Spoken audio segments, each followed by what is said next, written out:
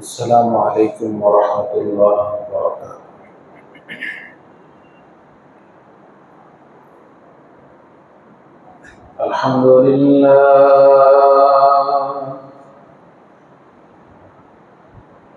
अल्हम्दुलिल्लाहि रब्बिल आलमीन वस्सलातु वस्सलामु अला सय्यिदिल अंबिया'i व अशरफिल मुरसलीन सय्यिदिना मुहम्मदिन व अला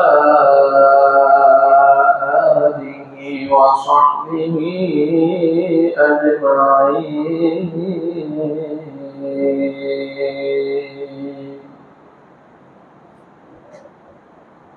अम्मा बाद फ़क़द क़ाल अल्लाहु तबारक व तआला फ़िल क़ुरआनिल मजीद वल फ़ुरक़ानिल हमीद। अऊज़ु बिल्लाहि मिनश शैतानिर रजीम। बिस्मिल्लाहिर रहमानिर रहीम।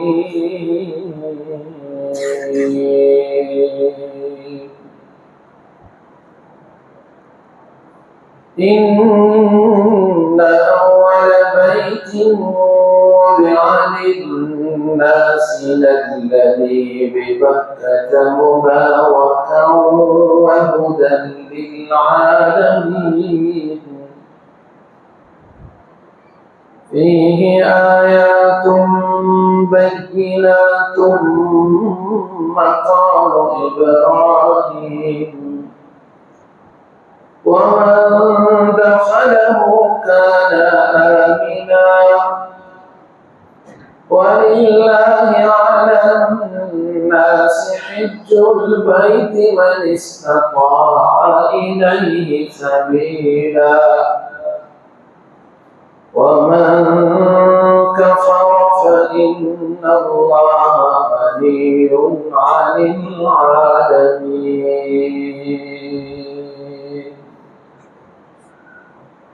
सदक़ल्लाहु मौलानल अलीयुल अज़ीम। वक़ाल नबियुना व सय्यिदुना व मौलाना मुहम्मदुर रसूलुल्लाह सल्लल्लाहु अलैहि वसल्लम।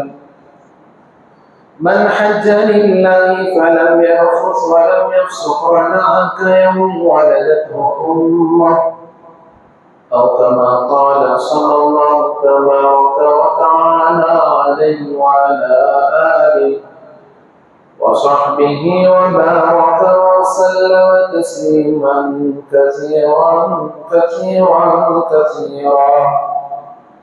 سبحانك لا علم لنا إلا ما علمتنا إنك أنت العليم الحكيم.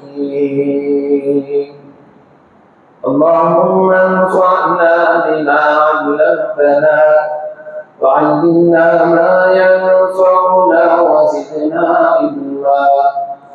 رب اشرح لي صدري ويسر لي أمري واحلل عقدة من لساني يفقهوا قولي.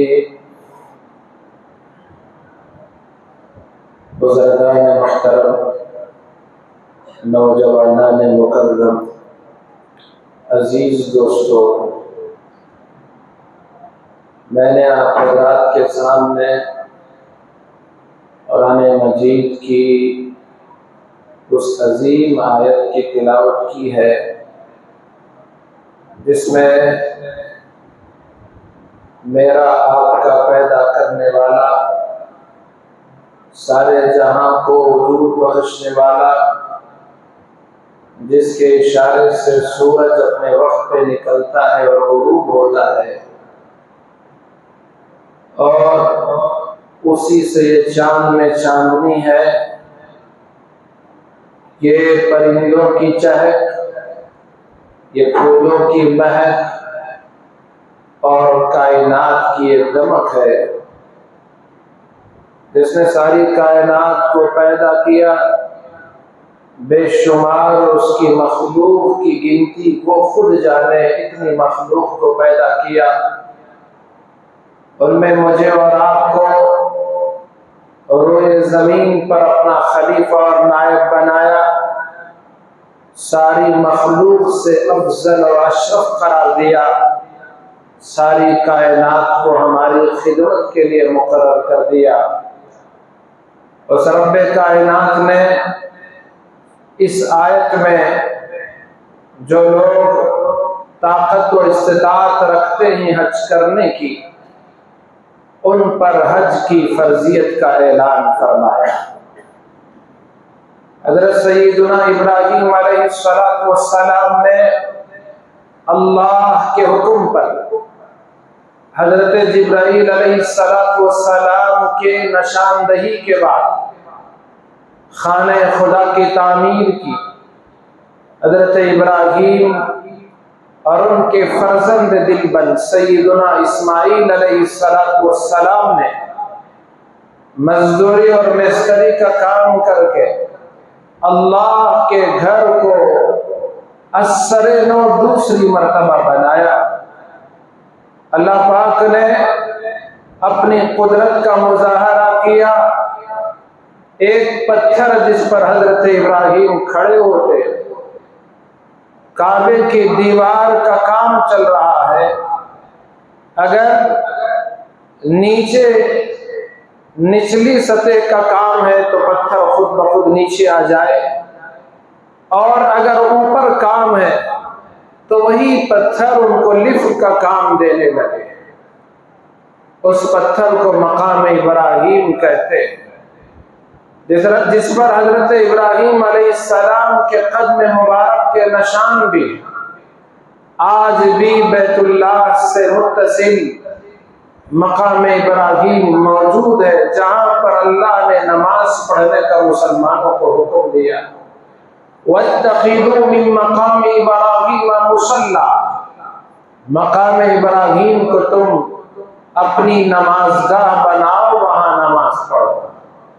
جانے والے یہ حجاج وہاں نماز ادا کرتے، اس پتھر کا دیدار کرتے، اور حضرت ابراہیم اور اسماعیل علیہ السلام نے اللہ کے اس گھر کی تعمیر کا کام جب مکمل کیا، رب تعالیٰ کے حضور ہاتھ اٹھائے اور دعا کی، ربنا تقبل منا انک انت السمیع العلیم، اے ہمارے پالنے والے، آپ ہماری طرف سے اس کام کو قبول فرما لیجیے۔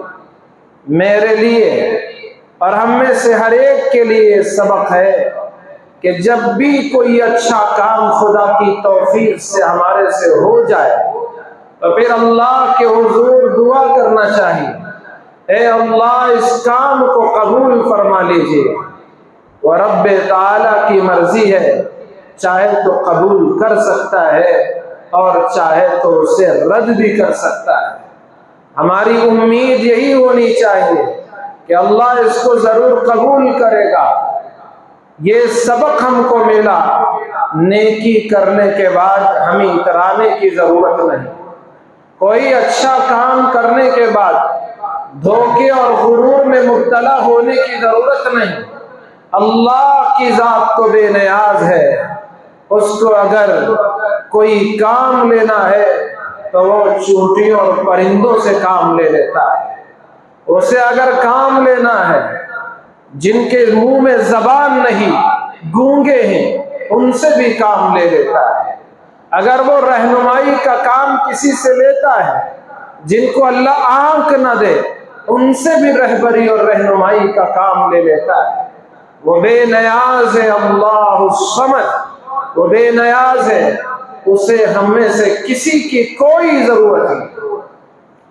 تو جو عمل ہم سے ہوا، جو نیکی ہم سے ہوئی، اگر ہم نے کبھی کسی غریب کے لیے 100 200 500 1000 لاکھ 2 لاکھ کا انتظام کر دیا، اس کے بعد اللہ کے حضور عاجز ہو جائیے اور دعا مانگیے، اے اللہ اس میں میرا کوئی کمال نہیں، آپ کا دیا ہوا مال میں نے آپ کے بندے کی ضرورت کے لیے دیا ہے، اے اللہ اس کو قبول فرما لیجیے۔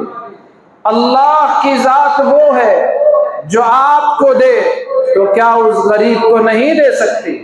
اس ذات کی قسم، مجھے دینے والا دوسرے کو بھی نواز سکتا ہے۔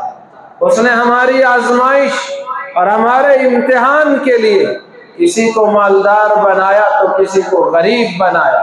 حضرت سیدنا ابراہیم علیہ السلام نے اللہ کے گھر کی تعمیر کو مکمل کیا، ساتھ میں فرزند دلبند بھی ہے، ماں ہاجرہ بھی ہے، یہ تینوں اللہ کے حضور دعا کر رہے ہیں، ربنا تقبل منا انک انت السمیع العلیم۔ اے پروردگار، آپ جانتے ہیں کہ آپ نے ہم سے آپ کے گھر کی تعمیر کا کام لیا اور آپ ہماری دعاؤں کو سن رہے ہیں، ہماری فریاد آپ سن رہے ہیں۔ انک انت السمیع العلیم، اے اللہ ہماری آپ کی بارگاہ میں یہ التجا ہے کہ ہمارے اس کام کو قبول فرما لیجیے۔ کتنے خوش نصیب ہیں وہ لوگ جن کو اللہ مسجدوں کی خدمت کی ذمہ داری دیتا ہے، مدرسوں کی خدمت کی ذمہ داری دیتا ہے، عوام کی فلاح و بہبودی کی خدمت کی ذمہ داری دیتا ہے، اور وہ اپنا ذاتی پیسہ بھی لگاتے ہیں، لوگوں سے چندہ اکٹھا کر کے بھی استعمال کرتے ہیں، پھر اللہ کے حضور دعا مانگتے ہیں، اے اللہ ہمارے اس کام کو قبول فرما لیجئے۔ یہ حضرت ابراہیم علیہ السلام کی سنت پر عمل کرنے والے لوگ۔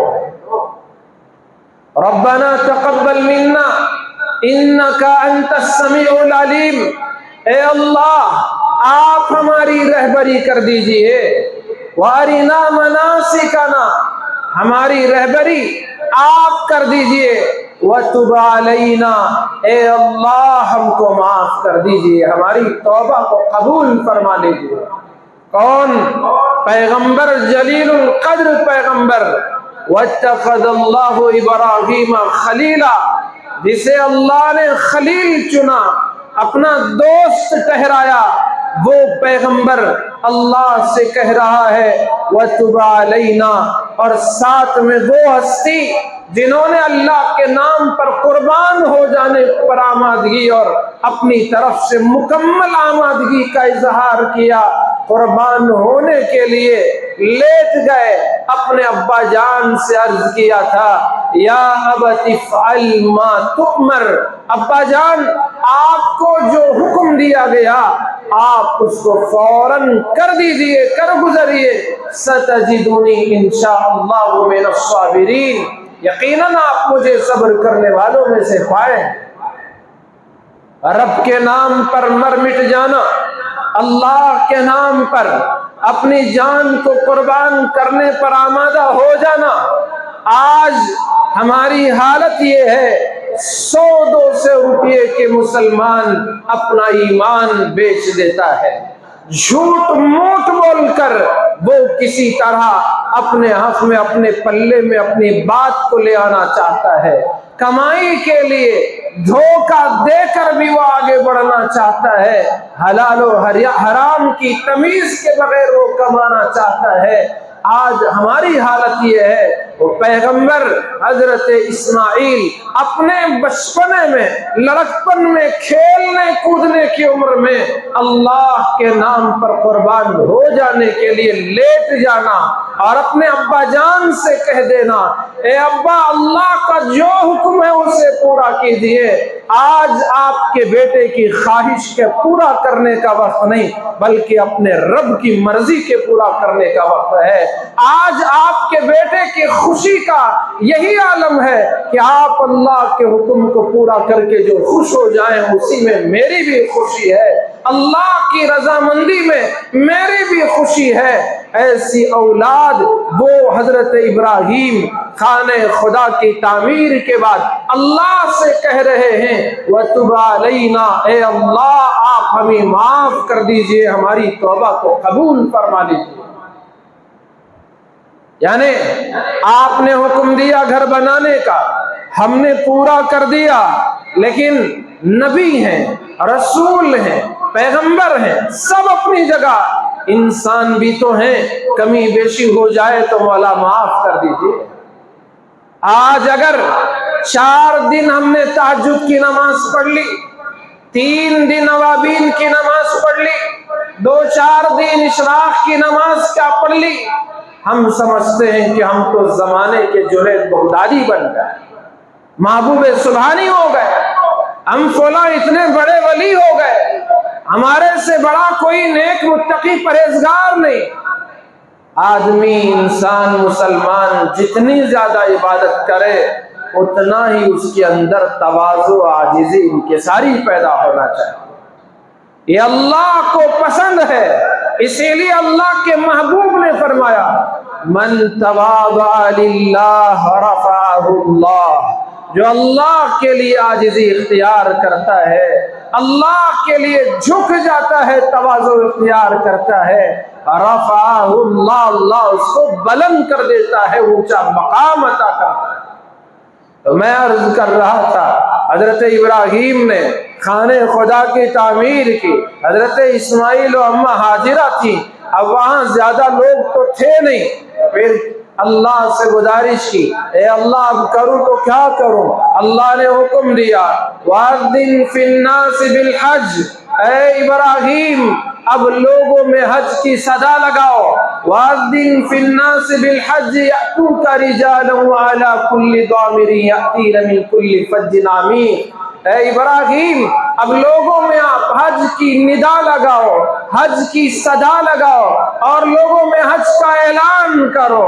حضرت ابراہیم جب اعلان کر رہے تھے وہ تو چٹیل میدان تھا اور وہ سنگلاخ وادیاں تھی، غیر ذی زرع وادی تھی، جہاں کوئی گھاس پھوس کے اگنے کا بھی وہم و گمان نہیں، لیکن حضرت ابراہیم کو حکم ہوا تو انہوں نے صدا لگائی اور اعلان کر دیا، ندا دی اور پکار لگائی۔ اس وقت جو لوگ جن کے مقدر میں اللہ نے حج رکھا تھا، حضرت ابراہیم کی آواز ان کے کانوں تک اللہ نے پہنچائی، جو ماں کی کوکھ میں پیٹ میں تھے اللہ نے ان کے کانوں تک آواز پہنچائی، اور جو عالم ارواح میں تھے ان تک اللہ نے حضرت ابراہیم کی صدا لگائی، اور جن جن لوگوں نے اس پر لبیک کہا اللہ نے ان کو اس گھر پر حاضر کی توفیق عطا فرمائی۔ یہ اللہ کی قدرت ہے، پہلے وہ اپنا کام لیتا ہے، پھر اس کے بعد صدا لگانے کا حکم دیتا ہے، اور وہ خود اپنی طرف سے اس صدا پر ایسی طاقت بھرتا ہے کہ وہ دور دور تک اس آواز کو پہنچاتا ہے۔ آج بھی اگر کوئی اخلاص کے ساتھ دین کی کوئی خدمت کرے اور پھر اللہ کے لیے وہ اپنی زبان سے اس کا اظہار کرے، پروردگار اس کی آواز میں طاقت دیتے ہیں کہ اس کی آواز دنیا کے کونے کونے تک اس کی آواز کو پہنچا دیتے ہیں، اور اس سے خیر و بھلائی عالم میں عام ہوتی ہے۔ یہ اللہ کا ضابطہ ہے۔ اللہ تبارک و تعالیٰ نے اپنے کئیوں بندوں سے اسی طرح کا کام لیا۔ وہ تڑپ رکھنے والے حضرت جی مولانا الیاس صاحب رحمت اللہ علیہ، انہوں نے جو محنت کی، گلی کوچوں میں وہ گھوم پھر کر لوگوں کو متوجہ کیا، دین کی محنت کی، اپنی زبان سے جو کچھ ہوا انہوں نے بولا، وہ صدا آج افریقہ کے جنگلوں میں گونج رہی ہے، وہ صدا آج ہندوستان کے چپے چپے میں گونج رہی ہے، وہ صدا عرب کے خطے خطے میں گونج رہی ہے، وہ صدا یورپ اور امریکہ میں گونج رہی ہے۔ یہ اخلاص اور محنت اور پھر صدا لگانے پر اللہ کی طرف سے انعام ہوتا ہے۔ اسی طرح اور بھی بہت ساری تحریکیں جنہوں نے محنتیں کی اور دل لگا کر کام کیا، اللہ پر بھروسہ کر کے اخلاص کے ساتھ انہوں نے آواز لگائی، اور صدیوں میں مختلف صدیوں میں مختلف زمانوں میں ان کی آوازیں دنیا کے کونے کونے تک پہنچی، اور لوگ ان کے آج بھی ماننے والے ہیں۔ آج میں اور آپ اگر حنفی ہیں تو امام اعظم اور ان کے شاگردوں کا احسان ہے، کوئی شافعی ہے تو حضرت ادریس شافعی اور ان کے شاگردوں کا احسان ہے، کوئی حنبلی ہے امام احمد بن حنبل ان کے شاگردوں کا احسان ہے، کوئی مالکی ہے تو امام مالک اور ان کے شاگردوں کا احسان ہے۔ وہ پوری دنیا تو انہوں نے نہیں گھومی تھی، نہیں دیکھا تھا، اپنی جگہ بیٹھ گئے، لیکن وہ اخلاص تھا، راتوں کی نیند انہوں نے قربان کی تھی اور اللہ کا قرآن اور نبی کا فرمان پڑھا تھا اور لوگوں کے سامنے مسائل کھول کھول کر بیان کیے، دنیا نے تسلیم کیا اور ان کے ماننے والے متبعین بنے۔ امام بخاری رحمت اللہ علیہ ایک ایک حدیث کو جمع کرنے کے لیے غسل کرتے، صاف ستھرے کپڑے پہنتے، خوشبو لگاتے اور اس حدیث کو اپنی صحیح البخاری میں اس کو لکھا کرتے تھے۔ اس طرح سے انہوں نے حدیثوں کے جمع کرنے کا کام کیا۔ جتنے ائمہ حدیث ہیں ان تمام نے محنت کی، وہ کہاں ہندوستان میں تو پیدا نہیں ہوئے، وہ عرب کے رہنے والے تو نہیں تھے، وہ تھے بخارا کے، سمرقند کے علاقے کے، بخارا کے رہنے والے۔ آج پوری دنیا ان کے علم سے فیضیاب ہو رہی ہے۔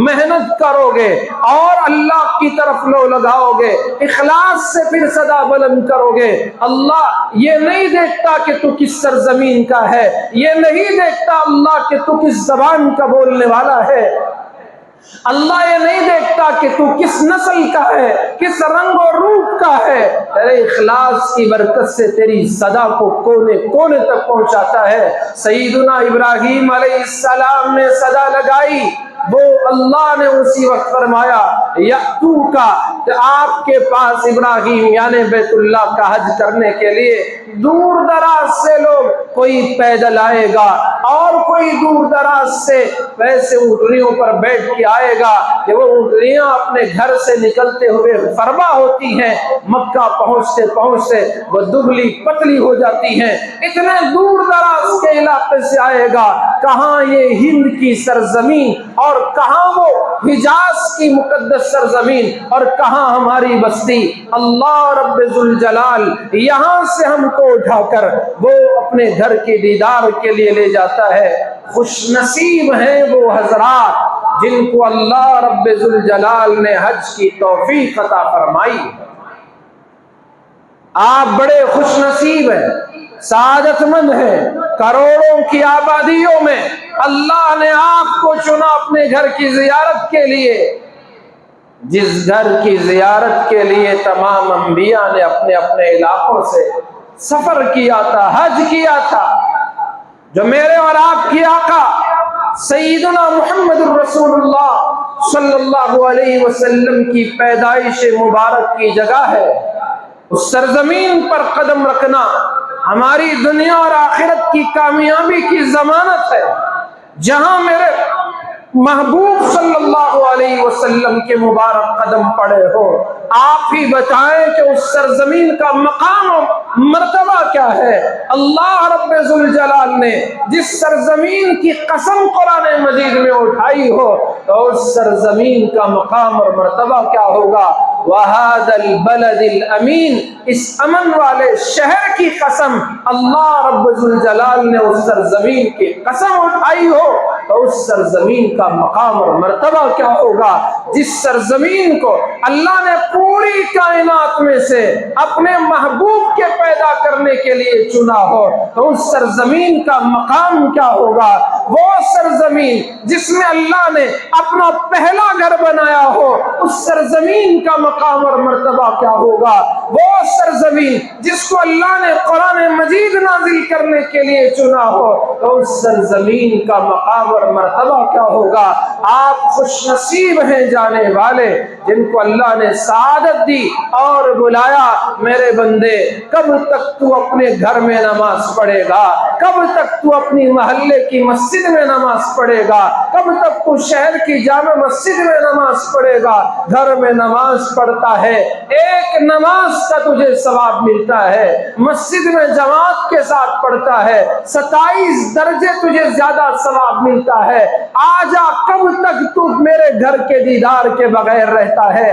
آجا اس گھر کا دیدار کر لے جس گھر کا دیدار آدم نے کیا تھا، جس گھر کے طواف، جس گھر کے اطراف طواف حضرت نوح کی کشتی نے کیا تھا، آجا جس گھر کو ابراہیم نے بنایا تھا، آجا جس گھر کو حضرت اسماعیل نے بنایا تھا، آجا उस घर को, कभी उस घर से पीठ लगाकर मेरे और आपकी आका जनाब मोहम्मद रसूलुल्लाह सल्लल्लाहु अलैहि वसल्लम बैठा करते थे। आजा उस घर की तरफ आजा जिस घर को खोलने के लिए मक्के वालों ने अपने महबूब के हाथों में चाबियां थमा दी थी।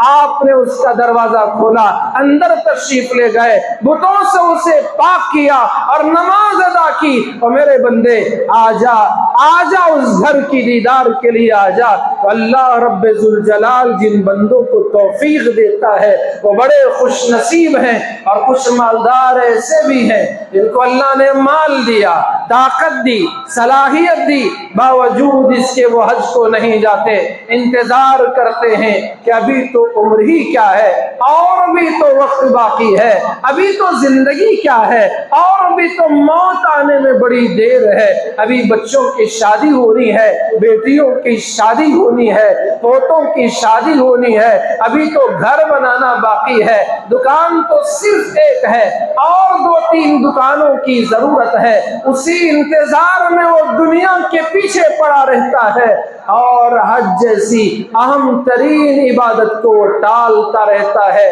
ये साल नहीं, अगले साल नहीं, उसके बाद के साल नहीं। याद रखें, जो दौलत आज आपके पास है वो कल भी रहे जरूरी नहीं। कितने मालदार हैं जिनके पास माल था, दौलत थी, कार थी, बंगला था, और होते होते हालत ऐसी बनी कि सब कुछ निकल गया। और उसकी मर्जी है, जिसे चाहे माल दे और जिसे चाहे माल छीन ले। तो इसलिए जब अल्लाह ने दौलत दी और हर मालदार ये चाहता है कि उसका माल बाकी रहे, उसकी दौलत उसके हाथ में रहे, बल्कि और बढ़े, तो ये जो हज का फार्मूला है माल को बचाने और बढ़ाने का फार्मूला है। अगर कोई मालदार अपने मालदार को अपनी मालदारी को बाकी रखना चाहता है तो उसको चाहिए कि वो हज करे, क्योंकि हज करने वाला कभी फकीर और कंगाल नहीं होता। अल्लाह उसके माल में बरकत देते हैं, उसके माल की हिफाजत करते हैं। तो इसलिए पहली फुर्सत में अल्लाह पर भरोसा करते हुए अपने ऊपर जो फर्ज है उस फर्ज को चुकाने की, उस फर्ज को अदा करने की फिक्र करें। वरना इसी हालत में अगर मौत आ जाए तो कोई गारंटी नहीं कि वो यहूदी की मौत मरेगा या ईसाई होकर मरेगा। इसलिए अल्लाह रब्बे जुल जलाल ने जब तौफीक दी, माल दिया, सेहत भी है, तो अव्वलीन फुर्सत में हज की फर्जियत को मुकम्मल करने की फिक्र करें। तो मैं अर्ज कर रहा था, खुश नसीब हैं वो हजरात जिनको परवरदिगार ने अपने घर आने की तौफीक दी है। आप ही बताएं, क्या हमारे घर में हम किसी ऐरे गैरे को आने की दावत देते? उसको पैसा देकर, बस की टिकट देकर या फ्लाइट की टिकट बुक करके, उसके लिए सारे इंतजामात करके और उसके इस्तकबाल के लिए जो कुछ हमसे हो सकता है करके, क्या हम किसी ऐरे गैरे को इतने ज्यादा अहमियत के साथ किसी को बुलाते? उसको बुलाएंगे जो हमारा अजीज, जिसे हम मोहब्बत करते, जिससे हमारा गहरा ताल्लुक है। अल्लाह रब्बे जुल जलाल जिसने हमें अदम से वजूद में लाया, हम तो कुछ नहीं थे, अल्लाह ने हमको पैदा किया, फिर हमारी उम्र बढ़ती गई, जवानी की दहलीज में कदम रखा, फिर अल्लाह ने सलाहियत दी, माल उसका, सोना चांदी उसने पैदा किया, उसी पर सारी दुनिया के माल का जो कुछ दारो मदार है इन्हीं धातों पर ही तो है। अल्लाह ने उसको पैदा किया, उसको हासिल करने की ताकत किसने दी? अल्लाह ने दी। कितने ताकतवर हैं, बासलाहियत हैं, सारी सलाहियतें खपाने के बावजूद भी वो कमा नहीं सकते, अपनी सारी ताकत झोंकने के बावजूद वो ज्यादा कमा नहीं सकते। लेकिन अल्लाह ने जिसकी तकदीर में ज्यादा माल रखा, थोड़ी सी मेहनत पर अल्लाह उसे दे देता है। अल्लाह रब्बे जुल जलाल کچھ ایسے لوگ بھی ہیں جن کے اندر وہ صلاحیتیں نہیں، پھر بھی اللہ ان کو دولت سے نواز دیتا ہے۔ خلاصہ یہ ہے، پیدا اس نے کیا، جوانی اس نے دی، زندگی اس نے دی، صحت اس نے دی، مال اس نے دیا، اور پھر اپنے گھر آنے کی دعوت دی۔ مطلب یہ ہوا سب کچھ دے کر وہ ہم کو بلا رہا ہے۔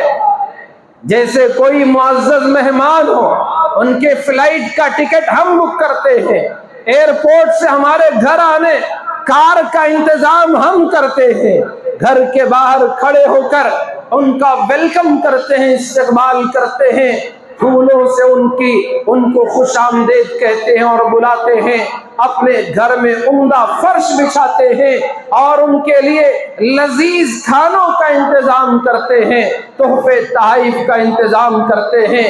کس کے لیے؟ جن سے ہمیں بڑی گہری محبت ہے۔ آپ اندازہ لگائیں پروردگار اپنے در پر کن کو بلا رہا ہے، اگر اس کو محبت نہ ہوتی تو وہ ہم کو نہ بلاتا۔ خوش نصیب ہیں وہ حضرات جن کو اللہ نے مال دیا اور پھر حج پر آنے کی توفیق عطا فرمائی۔ اس لیے جتنے احباب یہاں بیٹھے ہیں جن کے پاس مال ہے، اللہ نے صلاحیت دی ہے، پہلی فرصت میں کوشش کرے کہ میرے رب تیرا دیا ہوا مال سے میں تیرے در پر حاضر ہونا چاہتا ہوں۔ اللہ سے گڑ گڑائیں اور روئیں بلبلائیں، اللہ رب ذوالجلال کسی کو بلانے پر آئے تو تمام اسباب سے بالائے طاق رکھ کر اسے اپنے در پر حاضری کی توفیق عطا فرما دے۔ دل کی تڑپ کی بھی تو ضرورت ہے، بے قراری اور بے چینی کی بھی ضرورت ہے۔ حضرت حسین احمد مدنی رحمت اللہ علیہ جب بھی حج کا موسم آتا تڑپ کر عاشقوں کی طرح کہتے تھے کہ اب تو حاجی بیت اللہ میں ہوں گے، اب حاجی مینا میں ہوں گے، اب حاجی فلاں جگہ ہوں گے، اب حاجی یہ کر رہے ہوں گے، ساری کیفیت بدل جاتی۔ اللہ کے گھر اور در پر حاضری دینے کا شوق وہ پوری طرح سے وہ امٹ پڑتا، وہ دیوانگی کے عالم میں ہو جاتے، بے قرار ہو جاتے۔ اللہ نے ان کے تڑپ کو دیکھ کر ایسی توفیق دی، میرے بندے کب تک تو سرزمین ہند پر بلکتا رہے گا، تڑپتا رہے گا؟ آجا میرے دربار میں آجا، حج بھی کر لے اور میرے نبی کے روزے کے پاس بیٹھ کر حدیث کا درس بھی دے دے۔ حضرت حسین احمد مدنی رحمت اللہ علیہ وہ طلبہ کو مدینہ منورہ کی مسجد میں بیٹھ کر حدیث کا درس دیتے تھے، اور رات کے وقت میں سناٹے میں جب لوگ عشاء کی نماز سے فارغ ہو کر گھروں کو چلے جاتے، یہ عاشق رسول، یہ مداح رسول، قال اللہ قال الرسول کی صدا بلند کرنے والا، یہ روز اقدس پر اپنی داڑھی سے وہ جھاڑو دیتے اور صاف کرتے۔ یہ محبت علماء دیوبند کو اللہ کے رسول صلی اللہ علیہ وسلم سے، یہ عقیدت علماء کو اللہ اور اس کے رسول صلی اللہ علیہ وسلم کے ساتھ تھی، تبھی تو اللہ نے اعزاز بخشا۔ تو مجھے عرض کرنا یہ ہے، اللہ رب ذوالجلال نہ کسی کی صورت کو دیکھتے ہیں، اللہ رب ذوالجلال کسی کے عمل کو نہیں دیکھتے، اگر دیکھتے ہیں تو ينظر الى قلوبكم ونياتكم۔ میرے آپ کے آقا جناب محمد الرسول اللہ صلی اللہ علیہ وسلم نے ارشاد فرمایا کہ اللہ رب ذوالجلال تمہارے دلوں اور دلوں میں رہنے والی نیتوں کو دیکھتے ہیں۔ اس لیے ہمارے دل میں اگر اخلاص ہے، نیت میں اخلاص ہے، تڑپ ہے، بے چینی ہے، بے قراری ہے، تو اللہ رب ذوالجلال اپنے گھر پر حاضری کی توفیق دیتے ہیں۔ جانے والے ہمارے حجاج خوش نصیب ہیں، اگر یہ جانے والے نام نمود کے لیے جاتے ہیں تو پھر یہ خوش نصیبی نہیں، بدبختی ہو جائے۔ اللہ نے بلایا تو پھر اللہ کے لیے حج کرو۔ وَلِلَّهِ عَلَى النَّاسِ حِجُّ الْبَيْتِ مَنِ اسْتَطَاعَ إِلَيْهِ سَبِيلًا، اللہ ہی کے لیے بیت اللہ کا حج کرنا فرض ہے لوگوں پر جو وہاں پر جانے کی استطاعت رکھتے ہیں۔ وَلِلَّهِ عَلَى النَّاسِ حِجُّ الْبَيْتِ مَنِ اسْتَطَاعَ إِلَيْهِ سَبِيلًا، حج کی فرضیت کا اعلان ہو رہا ہے، لیکن پہلا لفظ پہلا ورڈ جو اللہ نے استعمال کیا وَلِلَّهِ، اس نے پہلے ہی متنبع کیا، لوگوں تمہارا حج کرنا مال کمانے کے لیے نہ ہو، تمہارا حج کرنا نام کمانے کے لیے نہ ہو، تمہارا حج کرنا، کچھ لوگ ہیں نام پوچھیں تو وہ بڑے شوق سے کہتے ہیں آپ کا نام کیا ہے، تو وہ کہتے ہیں حاجی عبدالجبار، خود سے حاجی کا لقب اگر کوئی ان کو نام سے پکار دے تو پھر وہ اپنے حج کا تذکرہ شروع کرتے ہیں کہ میں 92 میں حج کو گیا تھا، یہ ہوا وہ ہوا، تاکہ بعد میں سامنے والا اسے حاجی کر کے پکارے۔ اگر اعزاز میں کوئی بندہ آپ کو حاجی صاحب کہہ کر پکارے، اچھی بات، میں نہیں کہہ رہا ہوں کہ حاجی نہ بلایا جائے، پکارے حاجی ان کو، لیکن خود سے یہ شوق کہ مجھے سامنے والا حاجی کہہ کر پکارے، کیا اس کے لیے آپ نے سارے پیسے خرچ کیے تھے؟ پیدائشی نام رکھ لینا تھا، نام کے ساتھ ہی پہلے ہی جوڑ لیتے حاجی عبدالجبار، تو لوگ آپ کو حاجی کر کے ایسے ہی پکار دیتے۔ کچھ لوگوں کا نام ہے بھی حاجی۔ جب میں اسکول میں پڑھتا تھا تو میرے پیچھے کلاس کے ایک بندہ، اس کا نام حاجی ہے، لوگ اس کو حاجی، میں بھی اس کو حاجی ہی پکارتا ہوں، وہ تو حج کو گیا ہوا نہیں ہے لیکن اس کا نام حاجی ہے، چلو اس طرح سے نام رکھ لیتے، لوگ حاجی کہہ دیتے۔ لیکن اتنا پیسہ خرچ کر کے، تکلیف اور مشقت برداشت کر کے، اللہ کے گھر پہنچ کر، مینا کی وادیوں میں، عرفات کے میدان میں، مزدلفہ میں پہنچ کر، رمیے جمرات کر کے، قربانی کر کے، ساری مشقت اللہ کے لیے کرنی تھی، لیکن وہ صرف حاجی کا نام اور ٹائٹل جوڑنے کے لیے ہو تو پھر اس حج کا فائدہ ہی کیا ہے؟ رسول اکرم صلی اللہ علیہ وسلم نے فرمایا من حج للہ، جو حج کرے اللہ کے لیے کرے۔ آپ نے فرمایا من حج للہ، یہاں قرآن میں بھی اللہ نے فرمایا وَلِلَّهِ عَلَى النَّاسِ، اللہ کے لیے لوگوں پر حج بیت اللہ ہے، وہاں رسول اللہ نے بھی فرمایا من حج للہ، جو حج کرے اللہ کے لیے کرے۔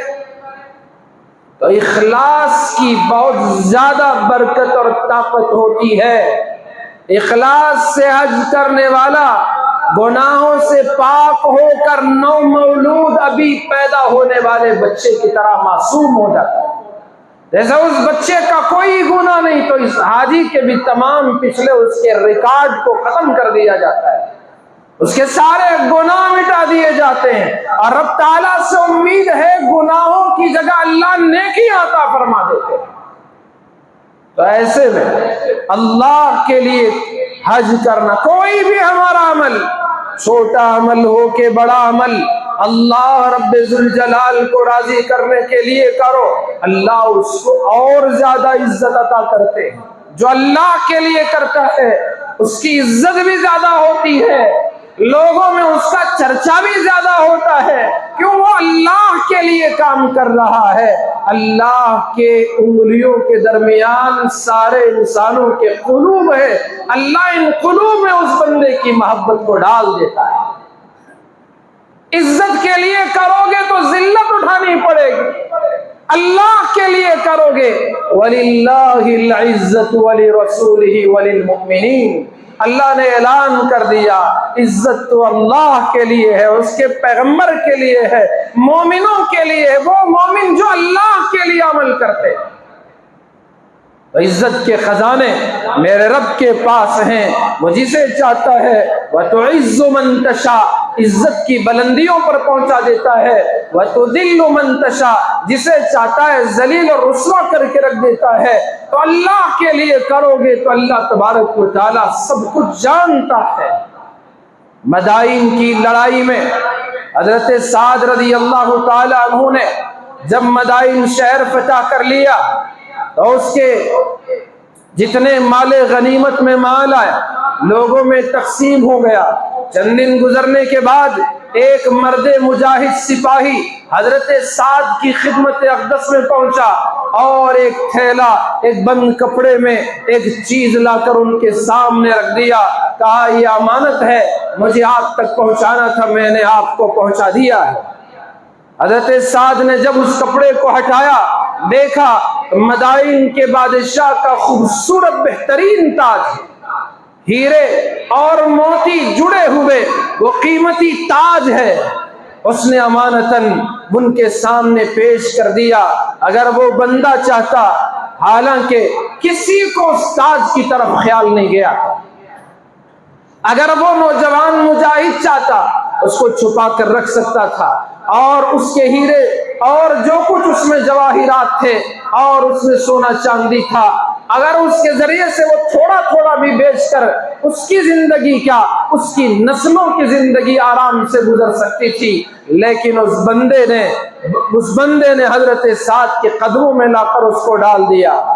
حضرت سعد نے اس سے کہا کہ آپ نے اتنے دنوں بعد یہاں لا کے ہمارے سامنے پیش کیا، بتاؤ آپ کا نام کیا ہے، میں آپ کا نام جاننا چاہتا ہوں۔ حضرت سعد بن ابی وقاص کو بڑا تعجب ہوا، حیران ہوئے، کیسی امانت داری، کیسی دیانت داری، میدان جنگ میں دھول میں کہیں دور پڑا ہوا تاج، یہ کتنا ایماندار بندہ ہے، اس نے یہاں لا کر ہمارے سامنے تنہائی میں پیش کر دیا ہے، کیسا اس کا ایمان ہے، کیسی امانت داری ہے، کیسی دیانت داری ہے۔ میرے بھائیوں، آج ہمارے مسلمانوں کا حال ہے، کچھ مساجد کے ذمہ دار مسجد کا پیسہ کھاتے ہیں، کچھ مدرسوں کے ذمہ دار مدرسے کا پیسہ کھاتے ہیں، وقف کے اداروں کے ذمہ دار وقف کا پیسہ کھاتے ہیں، فلاحی تنظیمیں کتنے ہیں جو ان تنظیموں کا پیسہ لوٹتے ہیں۔ اللہ کے بندو، کوئی دیکھے نہ دیکھے، پیدا کرنے والا خدا دیکھ رہا ہے، وہ تو حساب لے گا، کل قیامت کے میدان میں پائی پائی کا حساب اسے دینا پڑے گا۔ یاد رکھیں، جو اللہ کے سامنے کھڑے ہو کر حساب دینے سے ڈرتا ہے وہی کامیاب ہے، اور جو نڈر ہوتا ہے اللہ اس کو دنیا میں بھی ذلیل کرتا ہے، اور آخرت میں تو جہنم کا ٹھکانہ اس کے لیے پہلے سے تیار شدہ ہے، طے شدہ ہے۔ اس لیے اللہ سے ڈرو، کوئی دیکھے نہ دیکھے، فاتقوا اللہ، اللہ سے ڈرو، اسی میں عقل مندی ہے اور ہماری نجات ہے۔ تو بندہ چاہتا تو اس ہیرے جواہرات سے جڑے اس قیمتی تاج کو اپنے پاس رکھ سکتا تھا، لیکن اس نے لا کر حضرت سعد کے قدموں میں ڈال دیا۔ حضرت سعد کو حیرانی ہوئی، پوچھا تمہارا نام کیا ہے؟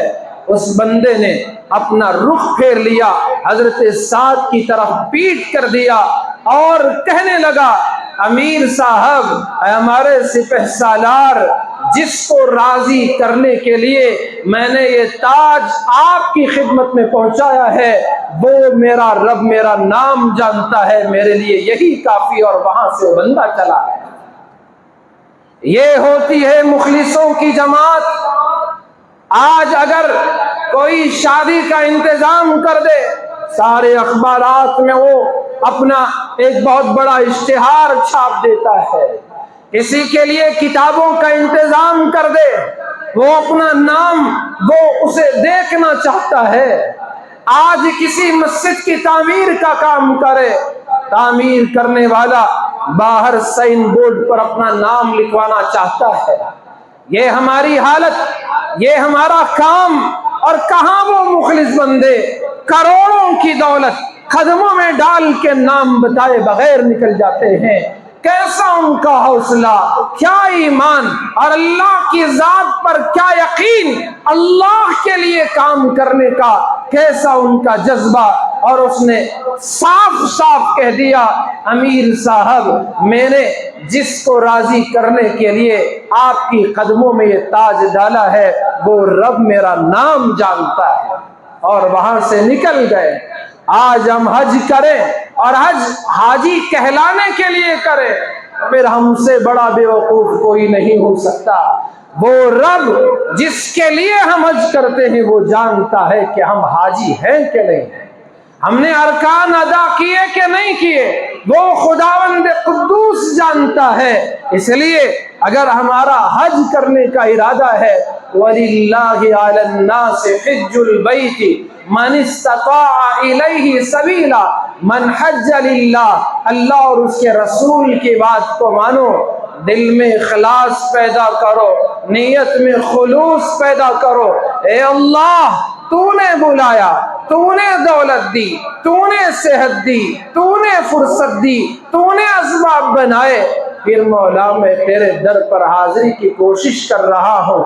اے اللہ، دن کے اجالے میں اور رات کے اندھیرے میں، تنہائی مجمع میں، جانے انجانے میں، اے اللہ میرے دل کو تیری محبت سے بھر دے۔ میں جو بھی قدم اٹھاؤں اے اللہ تیرے لیے اٹھاؤں، میں رات جاگوں تو تیرے لیے، دن میں عمل کروں تو تیرے لیے، جو کچھ کروں تیرے لیے۔ اللہ رب ذوالجلال کو اس بندے پر پیار آ جائے گا، محبت ہو جائے گی۔ اللہ رب ذوالجلال اس بندے کو دنیا میں بھی آخرت میں بھی کامیاب اور کامران فرما دیں گے۔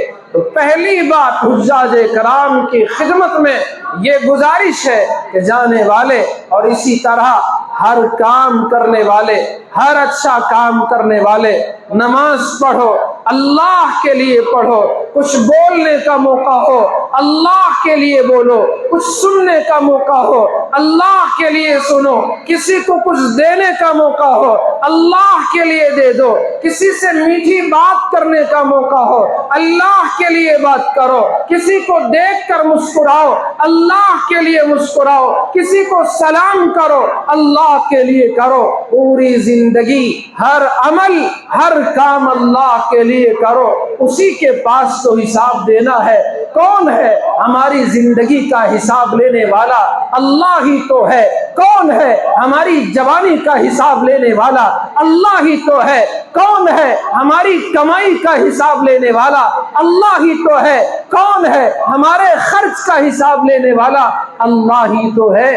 اور ہم سب کو لوٹ کر اس کے پاس جانا بھی تو ہے، حساب دینا تو ہے، تو پھر اس کے لیے عمل کرو گے تو پھر اللہ رب ذوالجلال ہمارے گناہوں کو معاف بھی کر دے گا، اللہ ہماری نیکیوں کو قبول بھی کر لے گا، اللہ اجر و ثواب بڑھ کر بھی دے گا اور کہے گا میرے بندے نے میرے لیے مشقتیں اٹھائی، میرے بندے نے میرے لیے تکلیفیں سہی، میرے بندے نے مصیبتیں میرے لیے جھیلی، میرے بندے نے سب کچھ جو کچھ کیا میرے لیے کیا ہے، آجا میرے بندے، آج یہ ساری جنت تیرے لیے میں نے بنائی ہے، یہ حور و غلمان تیرے لیے ہے، یہ دودھ کی نہریں تیرے لیے ہیں، یہ شہد کی نہریں تیرے لیے ہیں، یہ پانی کی نہریں تیرے لیے ہیں، یہ شراب طہور کی نہریں تیرے لیے ہیں، مانگ جو مانگ میں تجھے دے دوں گا۔